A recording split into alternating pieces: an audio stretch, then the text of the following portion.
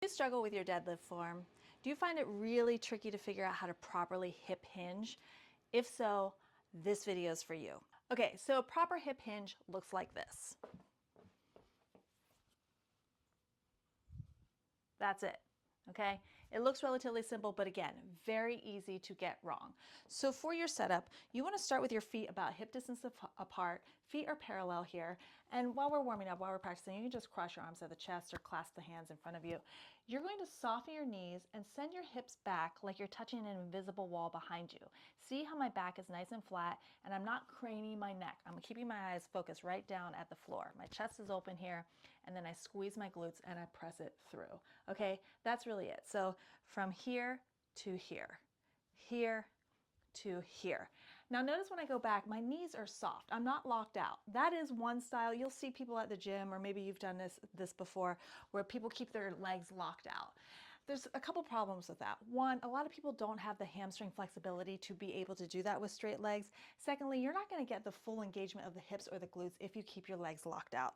So soften the knees here. Note I said soften, not bend. This is bend. They're just soft. That allows me to send them back. They're a little bit bent, and then I can press them through so that they come straight when I stand up. Now, the number one problem that I see with deadlifts when people are first starting out is they want to make it squatty, and I'll show you what that looks like.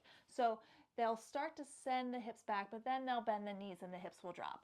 That's squatty, right? Anytime we send the butt down, that's a squat. We want to send the hips back in one straight line.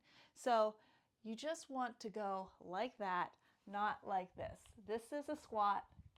This is a hip hinge. Now notice my upper body is really coming down really low. It's very flat. Another problem that I often see people do when they're first trying to learn how to hip hinge is that they will sort of just kind of halfsies do it to here. No. Work your full range of motion. And here's where you can allow the knees to bend forward a little bit so that, again, the hips are shooting straight back, not dropping down, and then stand back up. Okay, another issue I often see with this is that people allow their upper body to just sort of slump. So they'll do something like this, right? They'll allow their shoulders to roll forward and they're just kind of looking like a floppy rag doll. Don't do that. Keep the core engaged, keep the chest open. You can even think about keeping the shoulder blades nice and tight against the back. You want that beautiful, nice, straight spine position.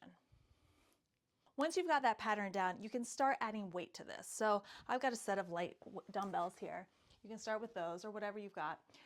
Two ways to do this. You can start with having the weights right in front of the legs. And just like we did before, you're going to send your hips back, touching an invisible wall behind you. Those weights are going to come to about shin height, and then you're going to squeeze the glutes, press it forward, mid-shin height. So you're coming down mid-shin height, squeezing the glutes, pressing it forward.